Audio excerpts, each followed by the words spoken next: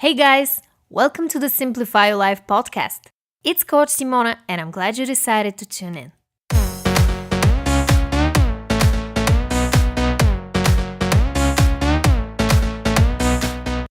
What's up guys? In today's episode, we're going to explore what sets successful people apart from others and what you can start doing today to become one of them. Now, I want to start this episode by saying that every person has their own definition of success. For example, success to me is to be able to do what you love every single day and fall asleep every night with a smile on your face. To others, success could mean having a lot of money or being famous. It could even mean having the freedom to live on a tropical island, knowing that you're spending your days on your own terms. Whatever your definition of success, these 3 steps will help you become more successful in life because they're all about developing your mindset. And your mindset is pretty much the key to everything else. So let's begin with number 1.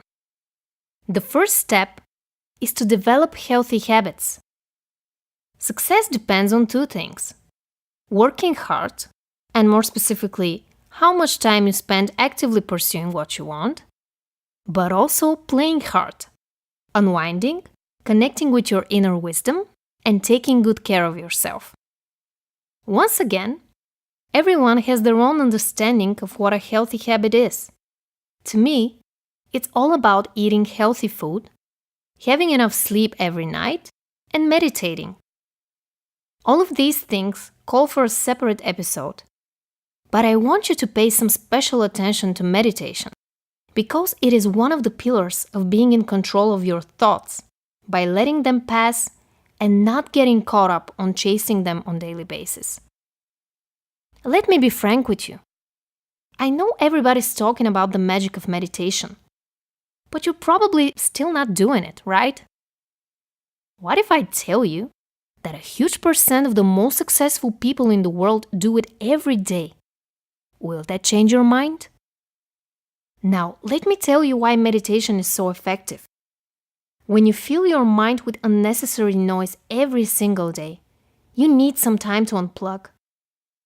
Sleep is necessary, but not enough. Because when you sleep, your subconscious mind is the one that pulls the strings. And when you wake up, it all depends on your consciousness. So what happens if you don't meditate?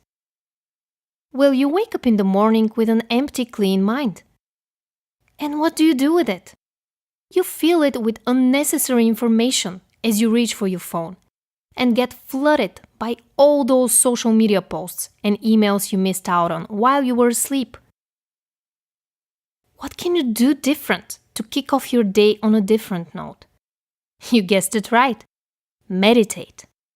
I've done a whole episode on the 3 techniques I believe work the best, and you can also check out the 3 guided meditations that I've done for you. They're all free and available in the cards, and I will also leave a link below. Now let's get to step number 2. Become mindful of your thought patterns.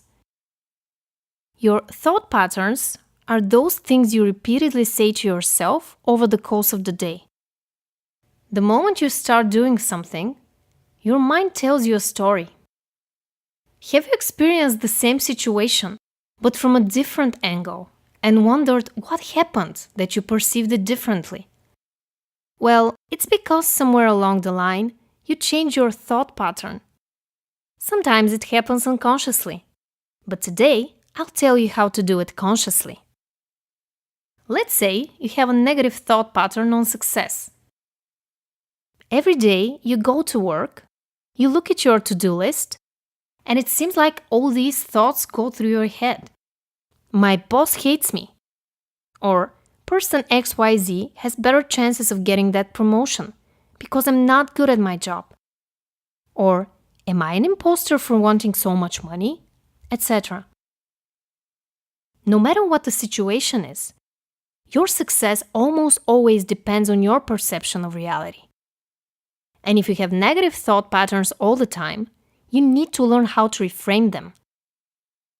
Let's break down the first sentence and see how you can change your thinking. My boss hates me. Well, let's see. Are you sure about that? Has he or she told you that? Or do you perceive their behavior as harmful? Have you done something wrong in particular, and your boss got angry about it? Or do they treat you in a demeaning manner all the time? Does your boss seem like he hates all of your colleagues, or just you? When you try to answer these questions objectively, here's what happens.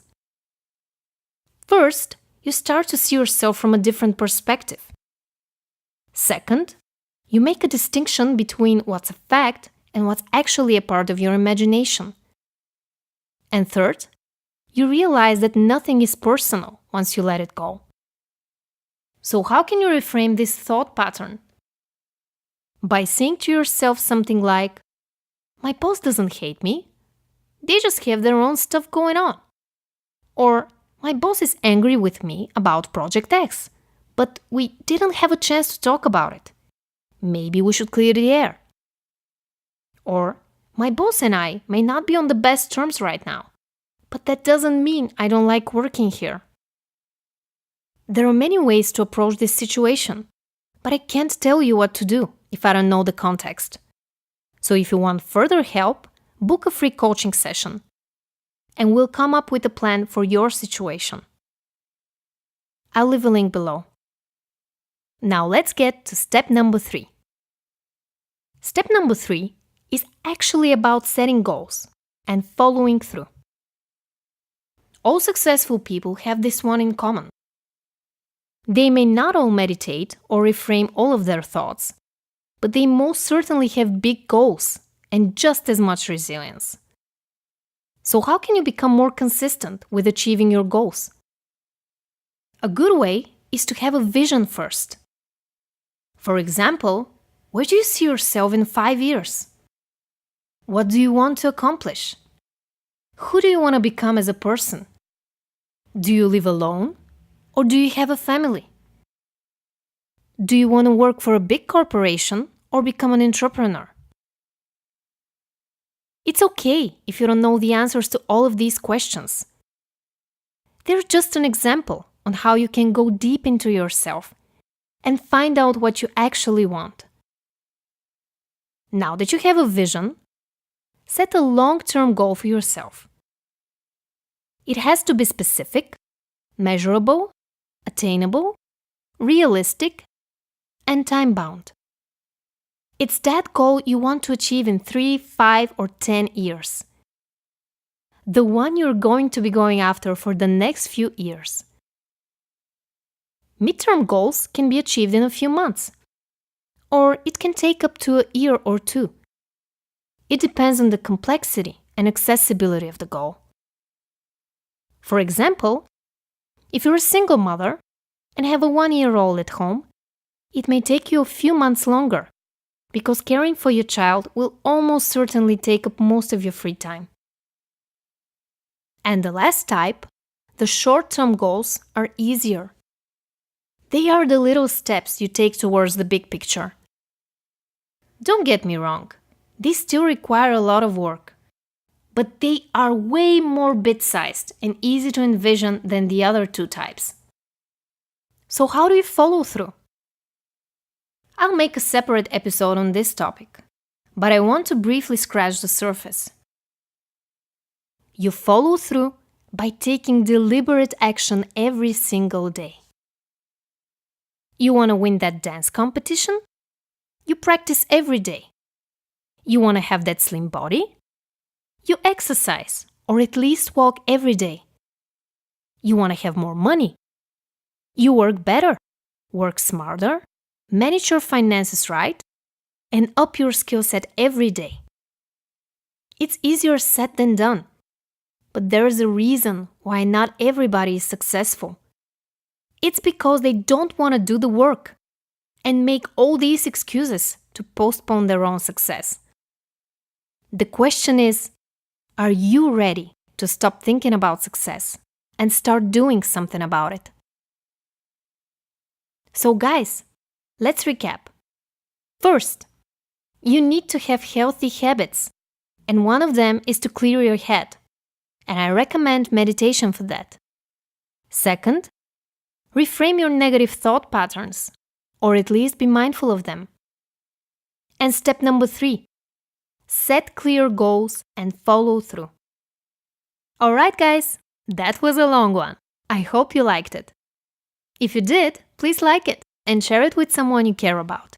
Subscribe to my channel if you haven't already, and I will talk to you in the next one. I love you guys. Bye.